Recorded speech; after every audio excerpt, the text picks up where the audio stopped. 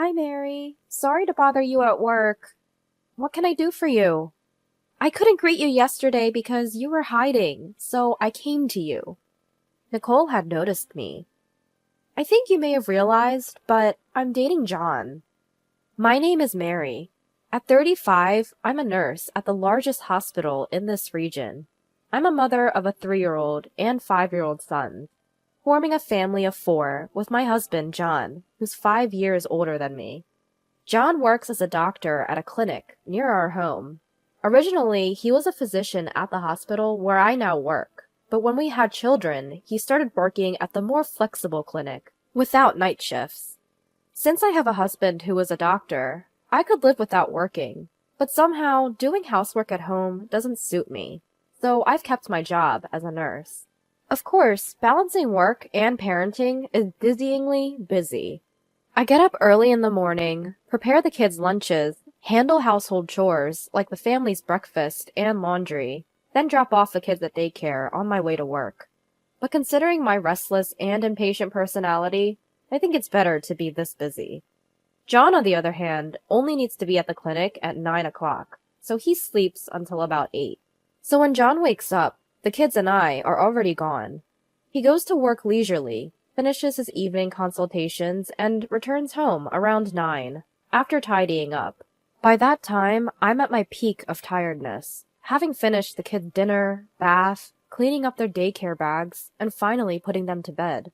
Still, I make sure to prepare John's dinner and clean up, and I have no complaints about him not helping with the housework. Rather, if clumsy John tried to do the housework, it'd be a hassle to redo it, so I don't even want him to help.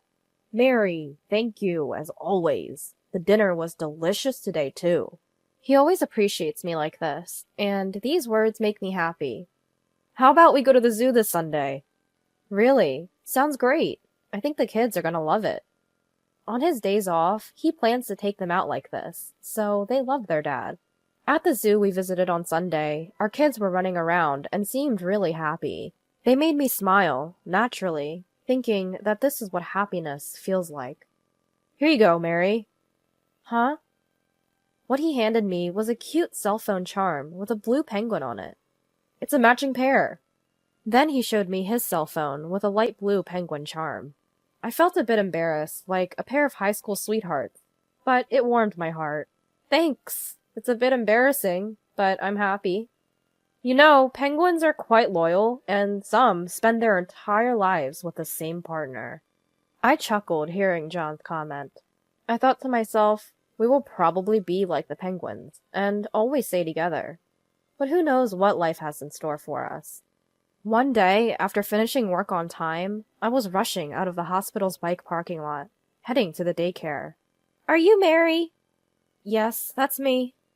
An unfamiliar young woman addressed me. Maybe she's a nurse from a different department. If she was such a beautiful woman with long hair, she would certainly be the talk of the hospital. But she was definitely someone I didn't know well.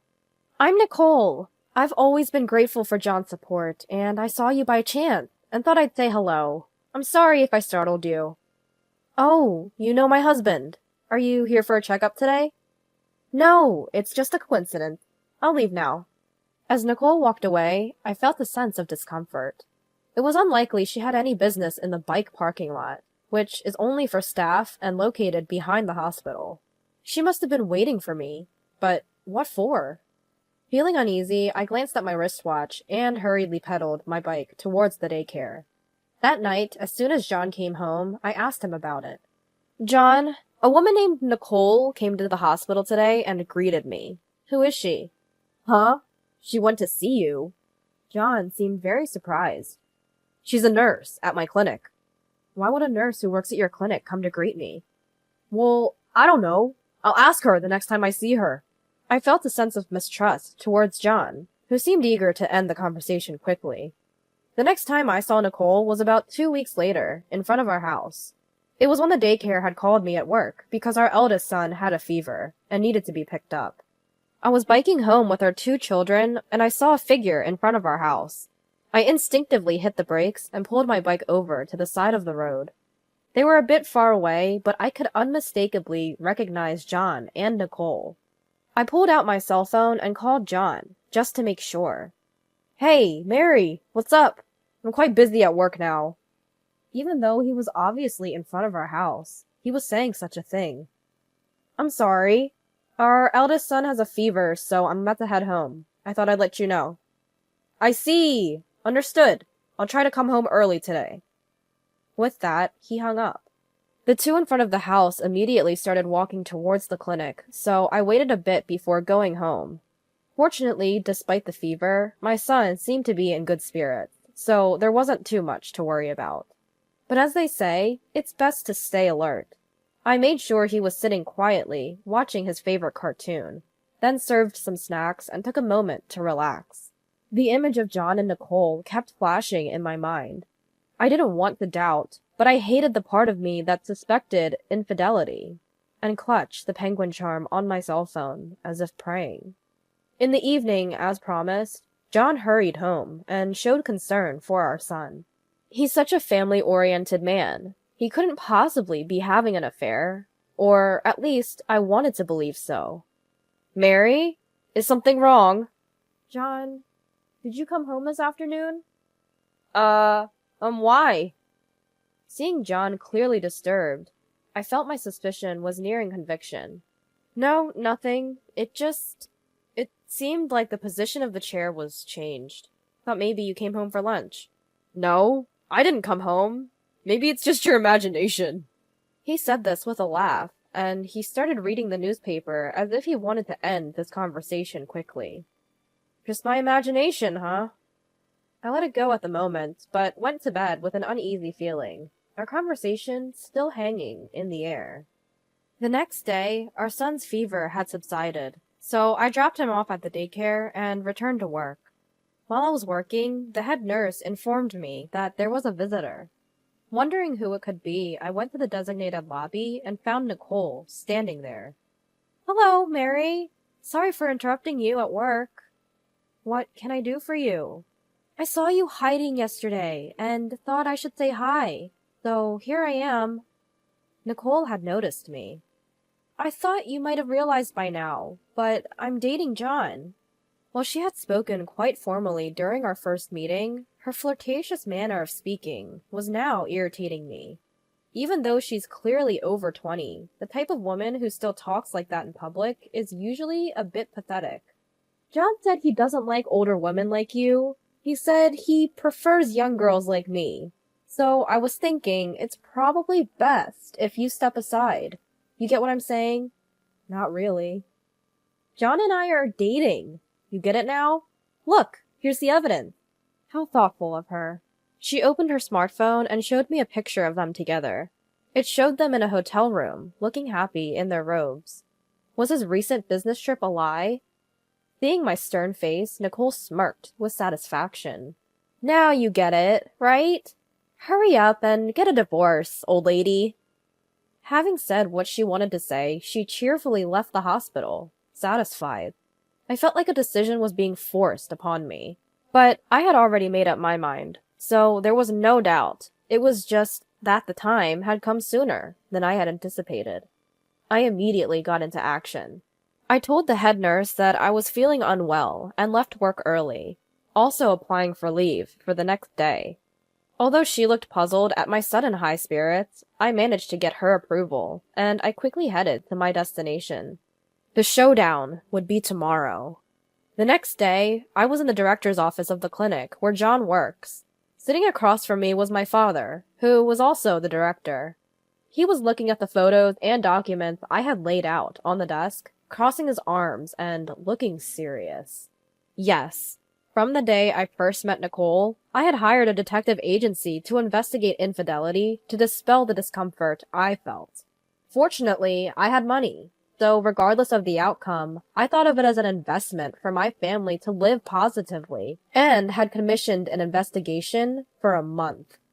Because of Nicole's contact, I hurriedly went to get 2 weeks' worth of evidence, but the result was damning. It turned out that she had accompanied him on his recent business trip and stayed in the same room. Even in their daily lives, during the break between morning and afternoon consultations, they had spent time together at our house almost every day. My father made a bitter face, but he raised his face with a determined look. Mary, what do you want to do? Consider the children, and give your answer carefully. I'm getting a divorce. I felt bad for my father, but my mind was already made up. Seeing my immediate response, he sighed and asked me to wait a while, then called John on the internal phone. After a while, when work seemed to have settled down, John, who didn't know anything, came in and showed a smile when he saw me. Mary, you're here! Are you off work today? The smile faded from his face when he noticed the photos spread out on the table. His face gradually turned pale as he continued to stare at them. What is this? John, you were having an affair with Nicole. With this much evidence, you can't deny it. We're getting a divorce. What? Divorce? Why? This was just a fling. What I value is you and our family.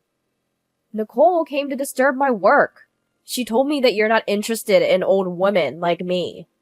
That's not true. You're beautiful, and you're not an old lady. Dad, call Nicole. Startled by my words, my father hurriedly calls Nicole. Doctor, you called for me? Nicole, in a good mood from being personally called by the director, comes in. She noticed that I was facing John, and I could see a smirk on her face. Nicole, could you explain these pictures? Nicole glanced at the photos spread on the table, her eyebrows furrowing slightly, but then she smirked, as if to brush it off. I apologize, Doctor. John and I are dating. Of course, I know about Mary, but I could support him as a housewife. This way, he can concentrate on his work and feel relieved as a father, don't you think? It seemed Nicole had mistaken my father for John's father. John was so pale, he seemed to be at a loss for words. Mary, have you decided to break up with John? I will give you severance pay, and I will take good care of your children, so please, don't worry. I had to chuckle a bit at Nicole's theatrical speech. Was I actually laughing? I could see that Nicole didn't find it funny, and she seemed a bit irritated. It's not severance pay, it's alimony. And since I'll be raising the kids, I'll need child support from John. Well, that can't be helped then. But I'm happy you agreed to the divorce. Now I can be with John. Stop it. John muttered something, but Nicole, who was on a roll, didn't seem to hear it. Well then, as soon as you're ready, could you leave the house? Stop it! John grabbed Nicole's shoulder to silence her, and Nicole, who didn't expect to be stopped, looked up at him in surprise. Nicole? I'm sorry. It was just a fling. My family is important to me, and I can't be with you. As John said this, I could see the color drain from Nicole's surprised face. Why? You told me you would divorce and marry me. You said you'd make me the wife of the future director, and I believed you. I'm sorry. I don't understand. You told me you're not into such an old lady. She's always at work, not at home. You said yourself how lonely you are. It felt like I was watching a messy breakup unfolding right in front of me. I'm an impatient person by nature, so I was starting to lose my patience. That's enough! I'm getting a divorce from John. I'll be seeking alimony from both of you. And John, you need to pay child support, too. That's all. As I tried to conclude the conversation, my father, understanding my character, chuckled and interjected. Well, since my daughter said her piece. Sorry, John, but it ends here. Wait, did you just say your daughter? My child is Mary, and John is my son-in-law. John, I certainly considered you as my heir, but I guess that's out of question now. That house is mine, so the one who needs to leave is you. John is your son-in-law? He never told me that. What happens if he's no longer the heir? Can't he live in that big house anymore? Nicole was starting to panic all by herself. Mary, I'm truly sorry. Suddenly, John fell to his knees and bowed deeply to me. Nicole was nothing more than a fling. I can't ask for your forgiveness, but could you possibly give me another chance?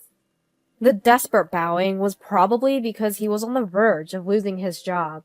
But no matter how deeply he bowed, I couldn't forgive him. Apart from the affair, I had another reason why I could never forgive John. That's impossible. Do you recognize this? I pulled out my cell phone and showed him the blue penguin charm. Seeing John's face turn pale, I knew he was guilty. I had noticed something when John came to the hospital yesterday and showed me the photo. I was so happy with this charm. You bought matching ones for us and told me about how penguins mate for life. I was truly happy. I had the blue penguin, and you had the light blue one. But Nicole, you also have the light blue one on your phone, right? Did John buy that for you? Yes. John, admitting defeat, confessed that he had bought it. That's why it's impossible. We should break up. Nicole has the exact same one, not just a different color. That tells me enough about your feelings. I can't forgive you, no matter what. Please, Mary. John, I am truly outraged as a father that you betrayed my daughter. And Nicole, you disrupted the discipline of the clinic by having an affair with John, who has a family. As a clinic director, I must punish both of you, so be prepared for that. I'm so sorry, but please let me keep my job. We'll go through lawyers from now on. You both can leave for today, and from tomorrow, you'll be on paid leave. You don't have to come to work. Hold on. I don't understand. John, you are a doctor. Can't you just work somewhere else? Quit this small clinic. Let's start over. Please.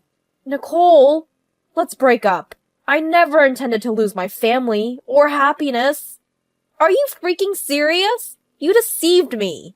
My father sternly rebuked the bickering of John and Nicole and kicked them out. John had always insisted that the family was all that mattered to him. Then why did he do something that betrayed us? I didn't want to go back to the house where John and Nicole apparently spent every day during the day together. So I asked my father to let me and my children live at my parents' house for a while. Upon arriving at their house, I felt relieved, and even though it wasn't yet evening, I collapsed into a deep sleep. When I woke up, it was pitch black, and I was startled. But upon checking the clock, I realized that it was midnight, and that I must have been exhausted. I noticed my cell phone was lit up, and when I checked it, I found numerous missed calls and text messages from John. I didn't want to hear his voice, so I read through the messages, all of which were apologies and excuses for his affair. I read some of them, and at the end, I found a sentence where John was asking for my father's intervention because he felt remorse. And this caused me to let out a cynical laugh. After all, he had probably just wanted to secure his position at the clinic. I was so furious and pitiful, I forcefully tore off the penguin charm from my cell phone and tossed it into the trash. Suddenly, I was overcome by a wave of immense sadness and began crying. One tear led to another, and soon I was sobbing out loud, even though it was the middle of the night. My mother, who had been sleeping, woke up and came to check on me, staying with me throughout the night. Family is truly warm. The more I thought about wanting to create a family like this, the harder I cried. The next morning, when I woke up, I felt much better. My mother was worried, but I've always been the type to move on quickly. I had completely severed all emotional ties with John.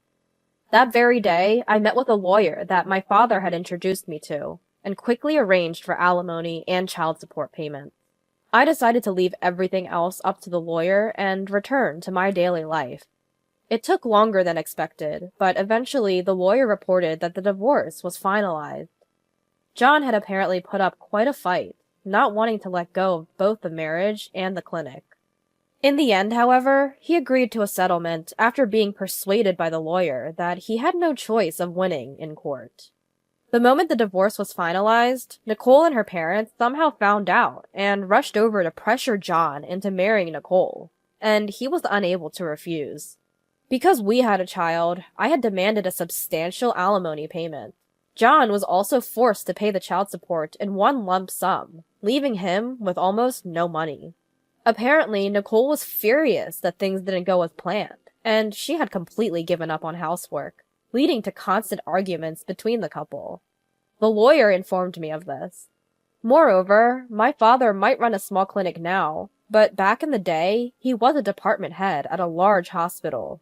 Thanks to that, he's got a wide network, and the news about John's situation spread like wildfire in this area. It seems he's having a hard time finding employment as a doctor anywhere. I don't know if he'll leave this town or find a different job, but honestly, I couldn't care less now.